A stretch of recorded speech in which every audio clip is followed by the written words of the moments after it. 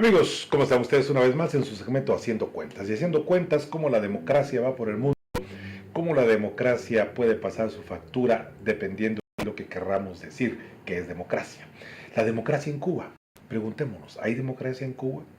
Se habla mucho de Cuba hoy, después de 60 años de no vivir en democracia, con ciertas características, y dicen que pues han avanzado.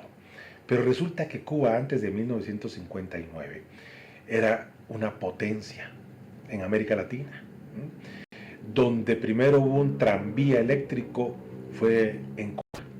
El segundo país donde se transmitió la televisión a colores fue en Cuba.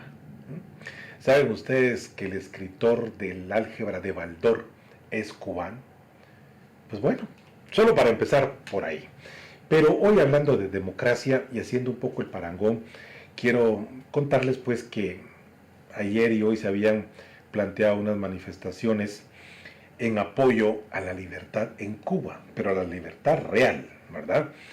Y entonces hoy 15 de noviembre a las 2 de la tarde, pues se realizará una manifestación ahí en la Avenida Las Américas, donde está el monumento al señor más famoso que lo utilizan de diferentes bandos, ¿verdad?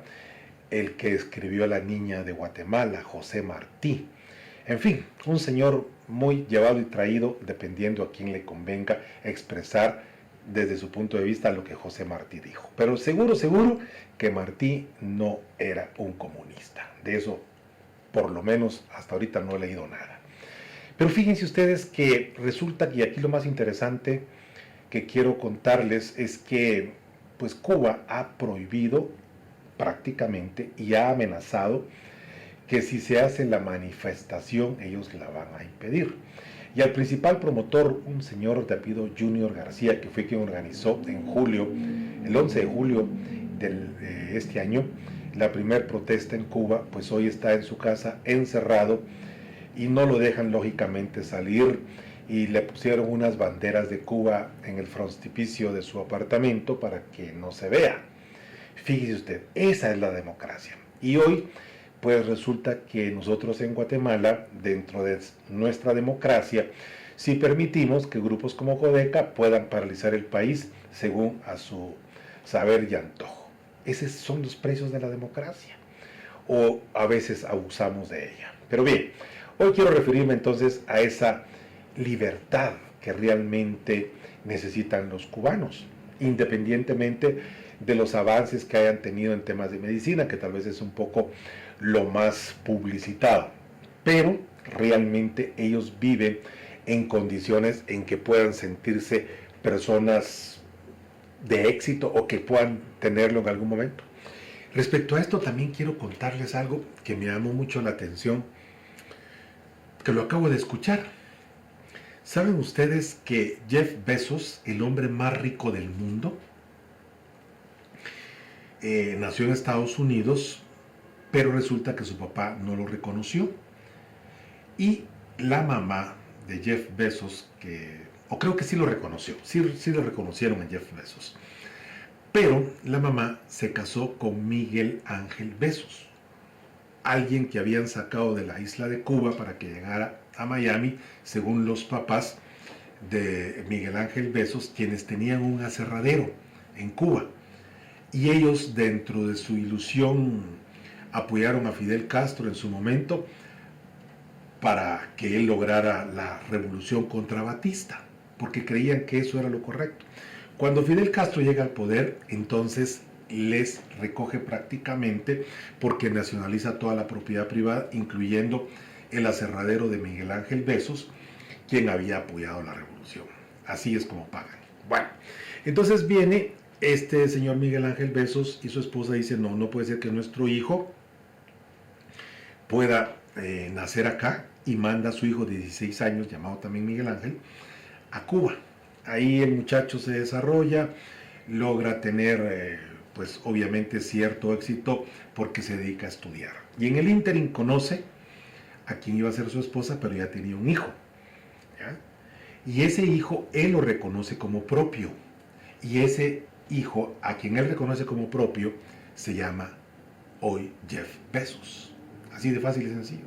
¿Se da cuenta usted?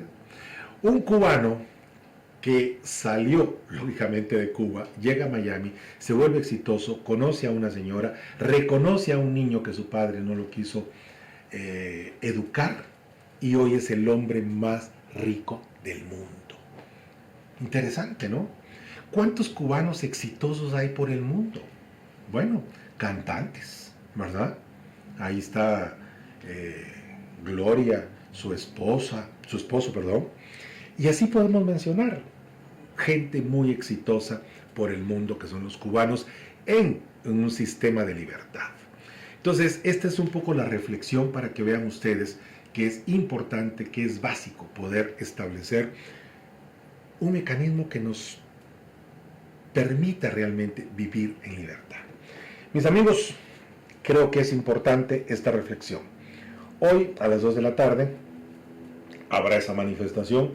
Estados Unidos ha advertido a Cuba que no vaya a reprimir la manifestación, si es que la logran hacer, ¿verdad? Estoy hablando de dos cosas diferentes, una que habrá en Cuba o la que se planteó para Cuba, y hoy en Guatemala a las 2 de la tarde. Conozco a algunos amigos cubanos en Guatemala que han querido estar así como de perfil bajo. Yo los invito a que realmente se arriesguen y crean, porque de todos modos, cuando esto logre fructificar y haya esa libertad en Cuba, no solo Cuba será un país, una potencia, pero Cuba es un país donde se detuvo el tiempo, ¿verdad? El primer carro que hubo en América Latina llegó a Cuba. Y hoy Cuba sigue teniendo los mismos carros porque el tiempo se detuvo. Fidel Castro dijo que él era democrático y que él creía en la libertad, porque por eso quería votar a Fulgencio Batista, y obtuvo una serie, ¿ya?, de apoyos de los empresarios. Ojo, ¿ya? Lo mismo sucedió en Nicaragua, lo mismísimo. Yo recuerdo una fotografía por ahí de algunos empresarios pragmáticos guatemaltecos que se tomaron una foto después de haber firmado un convenio con Ortega, quien pues él nunca ha ocultado. Pero lo mismo, bueno, pero ustedes pueden encontrar muchas fotografías de Ortega con Fidel Castro, ¿verdad?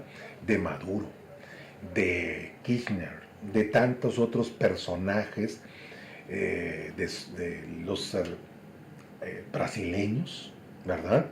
Entonces vean ustedes cómo es que Cuba se volvió pues prácticamente un eje sobre donde todo el mundo quería imitar lo que Fidel Castro había hecho.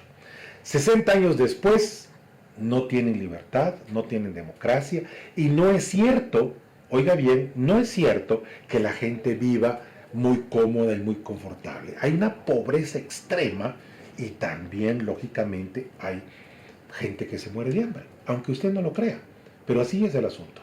Entonces, una de las cosas más importantes, y en este caso no es Cuba como tal en sí mismo, sino es irnos, fíjese bien, sobre la reflexión de que el comunismo no nos lleva a ningún lugar.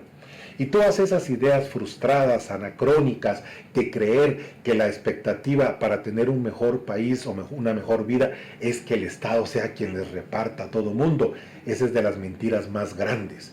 Y eso, muchos de nuestros dirigentes actualmente en Guatemala es lo que le están ofreciendo a la población. Termino con una reflexión muy importante, y es que debemos de ponernos a pensar realmente cómo quitar ese combustible de esa pobreza, y eso lógicamente significa una mejor inversión. Y no solo del gobierno, sino también de todos aquellos ciudadanos que estemos convencidos que tenemos que colaborar para que las cosas vayan funcionando. Eso es un hecho. Así es que, mis amigos, no crean ustedes que todo lo que nos dicen es cierto, y la propaganda, pues de alguna manera trata de llevar ciertos mensajes. Y hoy, con este mundo de las redes, donde cualquier cosa se puede decir, es tan fácil confundir. Los invito a analizar, a reflexionar, pero sobre todo, darnos cuenta de cuáles han sido las consecuencias de lo que estamos diciendo. No existe libertad en Cuba. No es un país próspero, no es un país con una expectativa de vida grande, no y no. Así es que los invito a reflexionar. Mi nombre es Carlos Córdoba y recuerde que todo lo que hacemos es por amor a Guatemala.